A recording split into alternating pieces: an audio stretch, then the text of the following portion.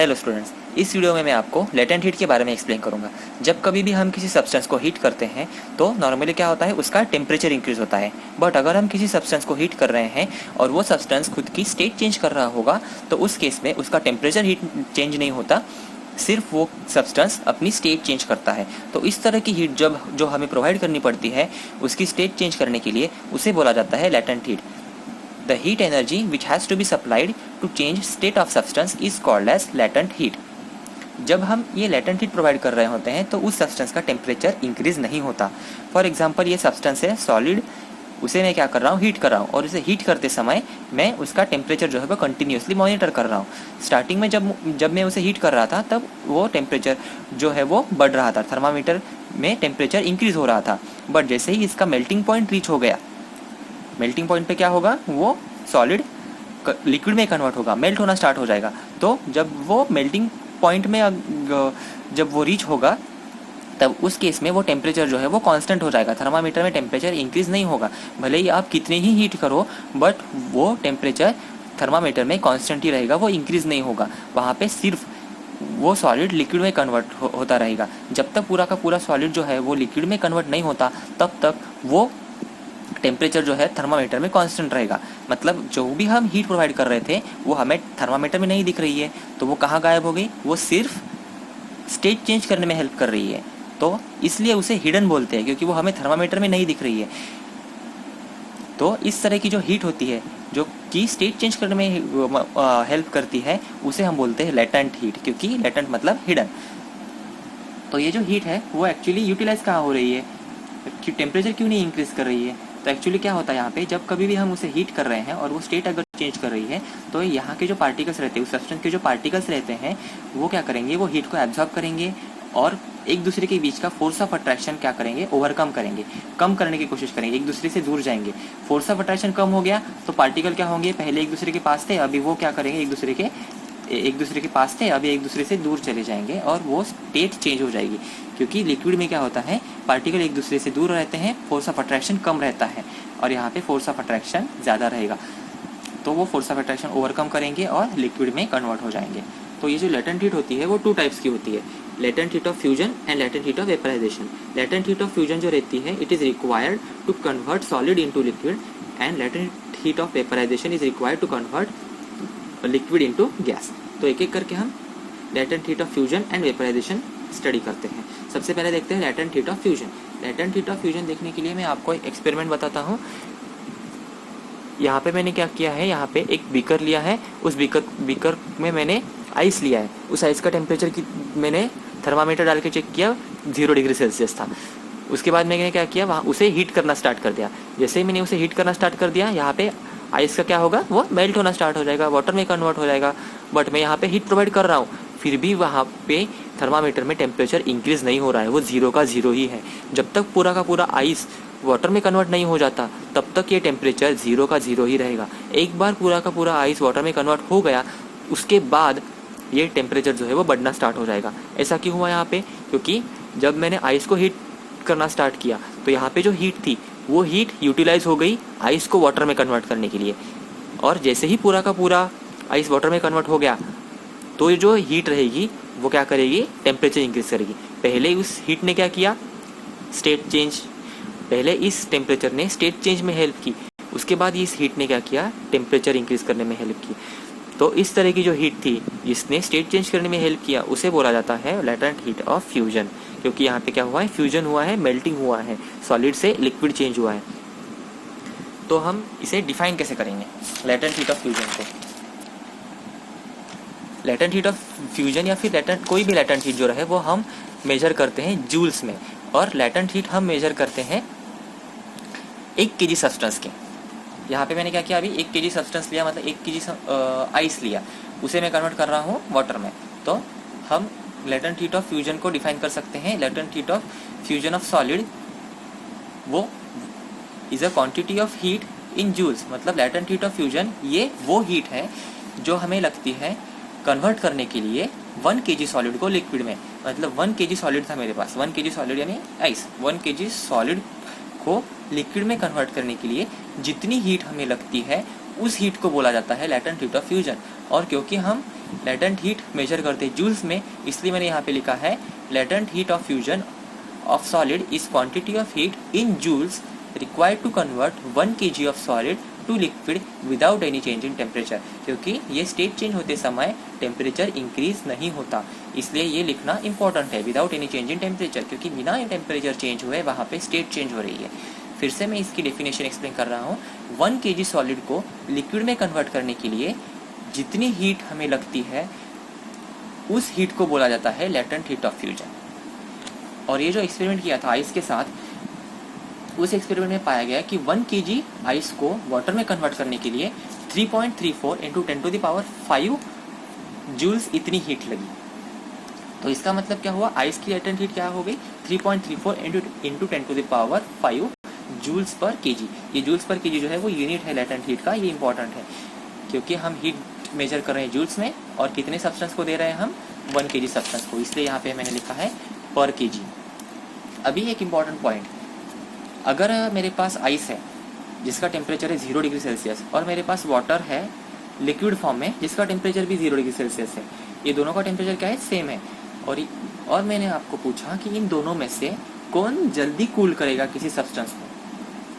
अगर एक सब्सटेंस है, इस सब्सटेंस पे मैंने आइस लगाया तो ये जल्दी कूल करेगा या फिर ये वाटर उसे जल्दी कूल करेगा, तो ये आइस उसे जल्दी कूल कर सकता है। ऐसा क्यों हो रहा है वहाँ पे, क्योंकि जब मैंने ये आइस को इस सब्सटेंस के कांटेक्ट में लाया तो ये आइस क्या करेगा, खुद की स्टेट चेंज करने के लिए हीट एब्जॉर्ब करेगा। उसे क्या कितनी हीट चाहिए, 1 kg को इतनी हीट चाहिए उसे स्टेट चेंज करने के लिए, तो वो क्या करेगा, खुद की स्टेट चेंज करने के लिए इतनी हीट एब्जॉर्ब करेगा। वो हीट इस सब्सटेंस से एब्जॉर्ब कर रहा है, इसका मतलब इसका टेम्परेचर कम हो जाएगा, ये जल्दी कूल हो जाएगा। इसलिए आइस क्या करता है, जल्दी कूल करता है। वाटर को खुद की स्टेट चेंज करने के लिए इस तरह से हीट एब्जॉर्ब करने की जरूरत नहीं है, इसकी वजह से ये उतना इफेक्टिव कूलिंग नहीं कर पाता एज कम्पेयर टू आइस। इसीलिए यहाँ पे मैंने लिखा है ice at 0 degree Celsius is more effective in cooling a substance than water at 0 degree Celsius.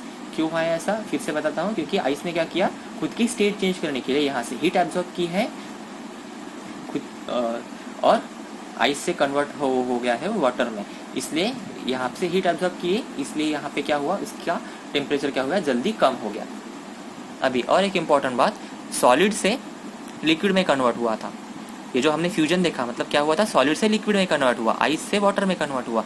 वो कन्वर्ट होने के लिए हमें क्या देना पड़ा, हीट प्रोवाइड करनी पड़ी। उसने क्या किया, हीट एब्जॉर्ब की। कितनी हीट एब्जॉर्ब की, 1 kg आइस ने इतनी हीट एब्जॉर्ब की। तो 1 kg आइस को लिक्विड में कन्वर्ट करने के लिए इतनी हीट एब्जॉर्ब करनी पड़ती है। और अगर मेरे पास 1 kg लिक्विड है, उसे मुझे सॉलिड में कन्वर्ट करना है, तो उसे भी इतनी ही एनर्जी गिवन आउट करनी पड़ेगी, उसे देनी पड़ेगी इतनी ही एनर्जी। सॉलिड को लिक्विड में कन्वर्ट करने के लिए हीट एब्जॉर्ब करनी पड़ती है। कितनी हीट एब्जॉर्ब करनी पड़ती है, इतनी। लेटेंट हीट जितनी हीट एब्जॉर्ब करनी पड़ती है, अगर आइस की बात है तो इतनी हीट एब्जॉर्ब करेगा। और अगर जनरल हम सॉलिड की बात करेंगे तो कितनी हीट एब्जॉर्ब करेगा, लेटेंट हीट जितनी हीट एब्जॉर्ब करेगा। और अगर लिक्विड को सॉलिड में कन्वर्ट करना होगा तो उसे same amount of heat, same latent heat क्या करनी पड़ेगी, गिवन आउट करनी पड़ेगी, बाहर देनी पड़ेगी। फिर से बता रहा हूँ, सॉलिड को लिक्विड में कन्वर्ट करने के लिए लेटेंट हीट कितनी हीट एब्जॉर्ब करनी पड़ती है, लेटेंट हीट जितनी हीट एब्जॉर्ब करनी पड़ेगी। और लिक्विड को सॉलिड में कन्वर्ट करने के लिए same amount of latent heat क्या करनी पड़ती है, गिवन आउट करनी पड़ती है। उसके बाद हम देखते हैं latent heat of vaporization. Vaporization मतलब गैस से, लिक्विड से गैस में कन्वर्ट करना, मतलब वेपराइजेशन। तो ये लिक्विड से गैस में कन्वर्ट करने के लिए जितनी हीट लगती है उसे हम क्या बोलेंगे, लेटेंट हीट ऑफ वेपराइजेशन। इसीलिए एक्सप्लेन करने के लिए मैं आपको एक एक्सपेरिमेंट बताना चाहूँगा।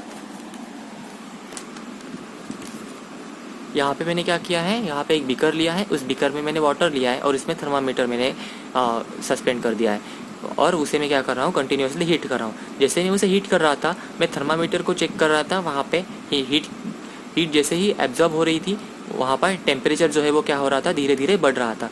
वो टेम्परेचर कब तक बढ़ते जाएगा, जब तक 100 डिग्री सेल्सियस अचीव नहीं हो जाता। एक बार 100 डिग्री सेल्सियस टेम्परेचर अचीव हो गया तो क्या होगा, वाटर बॉईल होना स्टार्ट हो जाएगा, मतलब वाटर से वेपर्स बनेंगे, स्टीम बनना स्टार्ट हो जाएगा।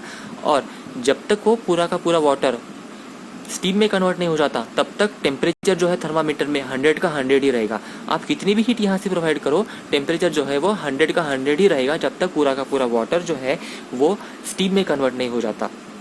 एक बार पूरा का पूरा वाटर स्टीम में कन्वर्ट हो गया, उसके बाद जो है वो टेम्परेचर बढ़ सकता है।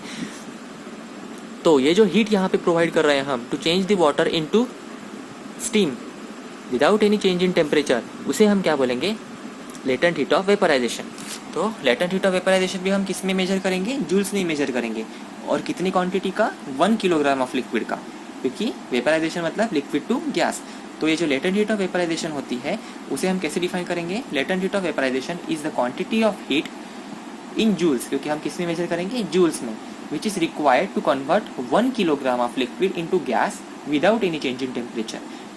1 किलोग्राम, 1 केजी लिक्विड को गैस में कन्वर्ट करने के लिए हमें कितनी हीट प्रोवाइड करनी पड़ती है, so that the liquid will be getting converted into gas without any change in temperature, क्योंकि वहाँ पे टेम्परेचर चेंज नहीं होता, उसे बोला जाता है लेटेंट हीट ऑफ वेपराइजेशन। ये जो एक्सपेरिमेंट किया था, उस एक्सपेरिमेंट में ये पाया गया कि 1 केजी वाटर को गैस में कन्वर्ट करने के लिए 22.5 इंटू 10⁵ जूल्स इतनी हीट लगती है। तो इसका मतलब वाटर की लेटेंट हीट ऑफ वेपराइजेशन कितनी हो गई, 22.5 इंटू 10⁵ जूल्स पर केजी, इतनी क्या हो गई वाटर की लेटेंट हीट। उसके बाद ये जो हम लिक्विड को गैस में कन्वर्ट कर रहे हैं, उसके लिए हमें क्या करना पड़ता है, हीट प्रोवाइड करनी पड़ती है, मतलब उसे हीट एब्जॉर्ब करवानी पड़ती है। लिक्विड क्या करेगा, लेटेंट हीट एब्जॉर्ब करेगा और गैस में कन्वर्ट होगा। और अगर वो गैस को हमें लिक्विड में कन्वर्ट करना पड़ेगा तो सेम अमाउंट ऑफ हीट क्या होती है, गिवन आउट होती है, बाहर आती है। मतलब अगर वाटर को गैस में कन्वर्ट करना है तो इतनी हीट क्या करेगा, वो एब्जॉर्ब करेगा। और अगर गैस को लिक्विड में कन्वर्ट करना है तो सेम अमाउंट ऑफ हीट, इतनी ही हीट वो क्या करेगा, बाहर दे देगा। Gas same amount of heat बाहर दे देगा और लिक्विड में कन्वर्ट हो जाएगा।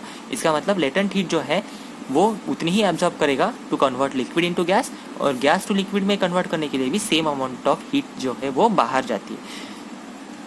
उसके बाद आपको क्वेश्चन आता है कि explain why burn caused by the steam are more severe than those caused by the boiling water. मतलब अगर हमारी स्किन बॉइलिंग वाटर के कांटेक्ट में आती है जिसका टेम्परेचर है 100 डिग्री सेल्सियस, और हमारी स्किन अगर स्टीम के कांटेक्ट में आती है जिसका भी टेम्परेचर 100 डिग्री सेल्सियस से है, तो उस केस में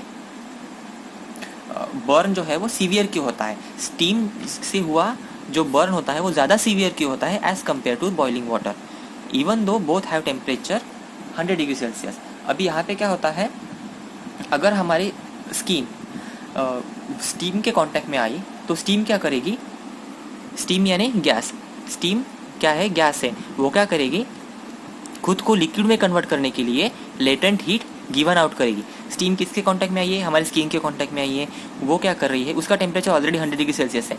स्टीम हमारी बॉडी के कांटेक्ट में आई है जिसका टेम्परेचर 100 डिग्री सेल्सियस है, वो क्या करेगी, खुद को लिक्विड में कन्वर्ट करने के लिए लेटेंट हीट गिवन आउट करेगी, वो बाहर दे देगी लेटेंट हीट। और वो बाहर कहाँ देगी, हमारी बॉडी पे जहाँ पे वो कांटेक्ट में आई है वहीं पे वो रिलीज करेगी। तो पहले ही उसका टेम्परेचर 100 डिग्री सेल्सियस था, उसके अलावा उसने लेटेंट हीट भी रिलीज कर दी, तो ज़्यादा टेम्परेचर हो गया, इसलिए वहाँ पे बर्न जो है वो ज़्यादा होता है बॉइलिंग वाटर से। अगर हमारी स्किन बॉइलिंग वाटर के कांटेक्ट में आती है तो वहाँ पे इतना सीवियर बर्न नहीं होता जितना कि स्टीम से होता है, क्योंकि स्टीम क्या करती है, लेटेंट हीट रिलीज करती है जो हमारी बॉडी को और ज़्यादा जला देती है, जिसके वजह से बर्न जो है वो ज़्यादा सीवियर होगा। इसलिए जो भी बर्न्स होते हैं स्टीम से वो ज़्यादा सीवियर होते हैं as compare to boiling water.